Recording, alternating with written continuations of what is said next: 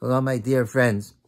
As I was being Maver Sedja this week, reviewing the Parsha, there was a Rashi that Mamish leapt off the page at me. Okay, so I know that somebody's going to tell me later, Rabbi Luban, the past tense of leap is leaped, L-E-A-P-E-D. Well, it so happens that Wikipedia says there's two positions. Some say leaped and some say leapt, L-E-A-P-T. And as you know, the Wikipedia is the most authoritative source of information that we have. Be as it may, if you prefer leaped or leapt, whichever one it was. But it grabbed me by my lapels, okay? The Rashi was so compelling. Rashi said so relevant to what is happening today. Rashi says, the Chumash describes Kabbalah Satorah. Moshe was on Har Sinai, the day of Kabbalah Satorah, Vav Sivan. And God said to Moshe, before I give you the Torah, Raid ha'ed bam, go down from the mountain and warn the people. What should you warn them? Pen yersu Hashem yiros. The Hashem had told Moshe already previously, the people can't go up the mountain. About this, you should make a boundary around the mountain. Only you could go up the mountain, not the people. And if anybody goes up the mountain, they will perish, they will die. So Hashem says, warn them, Pen yersu Hashem yiros, that lest they go up the mountain to see the Shechina, V'nafal mimenu rav, and many people will perish. A multitude will perish. So Rashi is troubled. This is the way the Mefarshim learn the Rashi. Rashi is troubled. V'nafal will fall is lashon yachid. It's singular. If Hashem is telling Moshe that if people go up, v'nafal mimenu rav, there will be many people will die, a multitude. So then the proper verb should be v'naflu, the proper conjugation should be v'naflu in the plural. Why does it say v'naflu in the singular? So Rashi says, Kol ma sheyipo mehem, God says, whoever perishes, afilu hu yachid, even if it's a single person, choshev lefanai rav. It's in my eyes, it's as if it's a multitude. And that's why it'll be a rav, it'll be a multitude, but it'll be v'nafal, it'll be one person, but still, God says to me, it'll appear as if it was a rav. So I have two comments to make about this Rashi. First of all, why, if that's the case, that we're talking about one person, that v'nafal, one person will die. So then why, earlier in the pasuk, 3 or 4 words earlier, it says, Pen yersu el Hashem liros. They will break through to see God. There, it also should say, Pen yeharas, in lashon yachid, in singular. If the nafal is singular, then the yersu should be in singular. So the answer perhaps is that the truth is that probably there were multiple people, that if Moshe hadn't warned them, multiple people would have gone up to see the Shechina. Wow, such an amazing thing. They would have rushed the mountain. But in terms of, if somebody dies, God says, I look at each one as an individual. You can't look at a tragedy. You can't clump everybody when the October 7th, 1,200 people were murdered. You lose the enormity of the tragedy when you focus on 1,200 people at one time. You can't. It's not possible. Even when the Rebbeinu Shalom judges mankind in Rosh Hashanah, it's Maver Rishon. Each person passes through one at a time, singularly. Kivnei Moram, God focuses on each person. So when there's a tragedy, even if multiple people would go up the mountain, but the Rebbeinu Shalom refers to it as v'nafal. It is individuals. You can't look at it as the group. It's the individual. Each individual is a singular tragedy. And the Rebbeinu Shalom said that the tragedy for the individual is so great that it's as if nafal, it's ufanai rav. It's as if chashuv ufanai rav. It's as if there were many people that fell. And this is a problem for us because every day, Rachmana litzlan, there's so many tragedies every single day. Soldiers being wounded and soldiers being killed, and you read the news, and today it's 3 people, and then yesterday it was 4 people. About 10 days ago, there were 25 people died in one day, and 21 in one explosion. It's mind-boggling numbers, and you can't appreciate the enormity of the tragedy if you're gonna look at the naflu. You have to look at the naflu. The Rebbeinu Shalom looks at the naflu. We have to look at the naflu. Aretz Sheva oftentimes has the eulogies, the sadim that I delivered, I was reading last night, one of the eulogies of a wife, and a father, and a mother, and a daughter, and a son. Heartbreaking. Pick one every day, in order that we should be nosable, we should be able to share in the burden of the tragedies of Klal Yisrael. You can't look at everything, but pick one person, think about that person, read about that person's history, see their picture, think about who they are, think about the tragedy, how it has affected the family. That's the first thought that I have. Second comment that I have is, how can it be that God says that even if it's a yachid, chashuv l'fanei kerav, an individual is like many. If 10 people die, even if one person is God considers a person to be tremendous, but it's still one person. 10 people are 10 times greater than one person, no matter how you slice it. So how could you say that one person is equal to many? If many people die, it's a bigger tragedy. There's more people. So what does it mean that one person is like many? And furthermore, who are these people that if they would have gone up in the mountain, they would die? They were disobeying Moshe Rabbeinu's instruction. Twice Moshe Rabbeinu warns them not to go up. And he's speaking on behalf of Hashem. And it's the day of Kabbalas Torah. What a terrible sin. Moshe says, don't go up the mountain, and they go up anyway.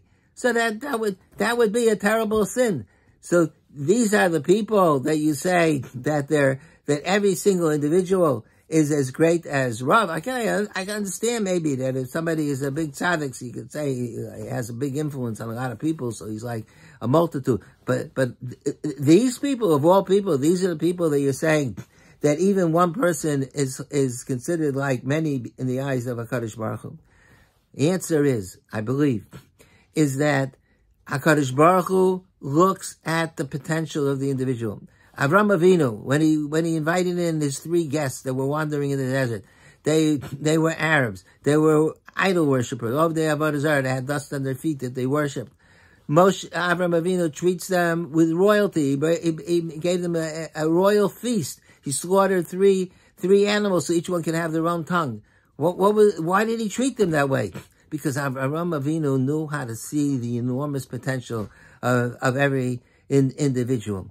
The Rambam says every single person, he doesn't even say every Jew, he says every person is capable of being like Moshe Rabbeinu. And in the beginning of this week's parasha, it says, Moshe Shakol Ki Yisrael, because it says that Yisro came to see Moshe of Yisrael. So Rashi says that since he said Yisrael, Moshe Yisrael, by juxtaposing the two together, it equates them. Moshe was like Klal Yisrael. Why? Because Moshe Rabbeinu was the leader, the man of Klal Yisrael. He had an unbelievable impact. He was like 600,000 people in one. So if every person could be like Moshe Rabbeinu, then every person could be a multitude. Every person could be a Rav. And the Rebbeinu Shalom, when there's a person loses their life, the Rebbeinu Shalom looks at the enormous potential of that person, what that person could have become. It doesn't matter what the person is at that moment. And in particular, these people that went up the mountain, I asked before, they were sinners. It's true they were sinners, but they were sinning because they were overcome with religious passion and feeling. Rashi says they were in the Savo Liros to see the Shechina. God was on the mountain. They wanted to become closer to the Rebbeinu Shalom. So their passion was misdirected. But you see that they had stirring within them tremendous feeling and religious motivation. And if properly directed, they could have become, if they would go up the mountain and perish, they could have become great people like Moshe Rabbeinu and influenced all of Klal Yisrael. So that's why it's Rav, even though at the moment the person maybe is not a tzaddik, but the person has that potential. And that's why one person is like many, because every person can become like Moshe Rabbeinu, who was the equivalent of all Klal Yisrael. And this thought has such tremendous relevancy today, because if it's true that even people who are sinners at the moment, but God says when they died, it's as if it's as if a multitude had passed away. So kol shekain, how much more so if people who die are great tzaddikim, that the loss is incalculable, and that the soldiers who are losing their lives are the greatest tzaddikim. I heard this from my Rebbe Rav Chaim Shulevitz. I've quoted it before. The Gemara says that Harugei Lud, the people that perished in Lud, nobody could stand in their place in Gan Eden, a special place in Gan Eden. They're above all other tzaddikim. So Rashi says, who were these Harugei Lud? There were two brothers, Puppis and Lulianis, and there was they lived in the city. Lud was not Lud near the airport, not near Tel Aviv.